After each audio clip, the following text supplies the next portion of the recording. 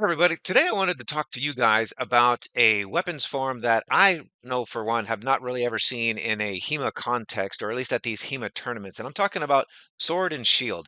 Now, again, I'm not speaking about like sword and buckler, which all of us have seen from one time or another. I'm talking about fighting against somebody who has a sword in one hand and a full-on shield in the other, like rotella size type of shield.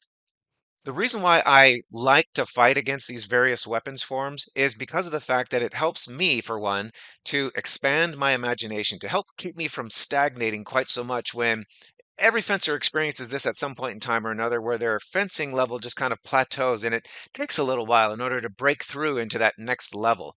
Well, I find fighting against weapon sets like this, whether you're talking about fighting against spear or fighting against somebody with halberd or fighting against somebody with two swords versus your one sword, whatever the case is, I find this actually does help me in order to expand my skill sets and get me thinking in more than just a linear direction. Now, in this particular instance, I'm talking about, like I said, fighting against somebody with a full on shield. Now, I have found that in my experience, people fight with these shields for the purposes of being able to not have to defend quite so much target area. And let's face it, a shield does indeed cover a whole lot of body area. But nonetheless, with that protection also comes certain disadvantages that a swordsman has to overcome if they're going to effectively fight with that sword and shield.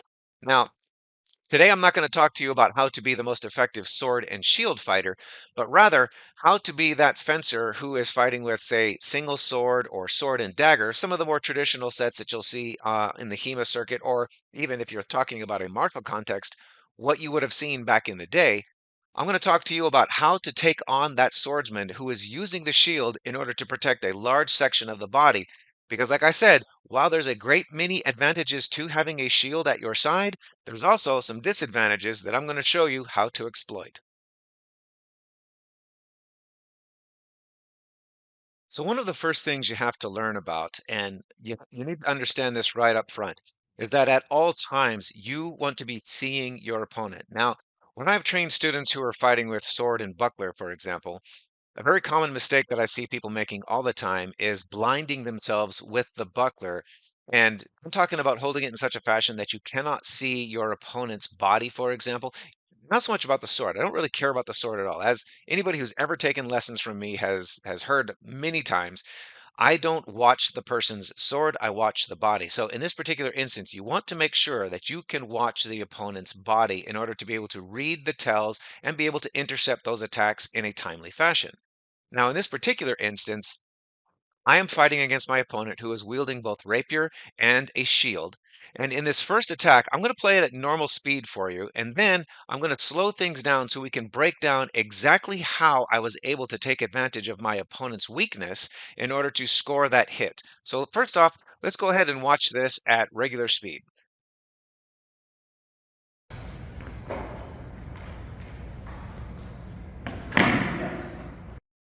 Now, did you see what I did? So for those of you who may have maybe missed it or haven't have quite as much experience in the sword fighting arena as others, let me break this down just a little bit. One of the things you always want to do is to be able to see your opponent. Now, one of the advantages, as I mentioned, with having a shield is that it covers a whole lot of area. There's less target area that you have to defend because of the fact that if your opponent shoots for it, they're just going to hit the solidness of your shield and nothing is done. But that also comes with the detriment of not being able to see past that shield. No matter where that shield is, you cannot see through it, and you have to hold it in such fashion that it does allow you to see. In those instances when you cannot, well, then you have people like me coming along who are going to take advantage of that fact. So let's watch this one more time where we get a little bit closer. Now, I'm going to advance forward here just a bit more on the footage.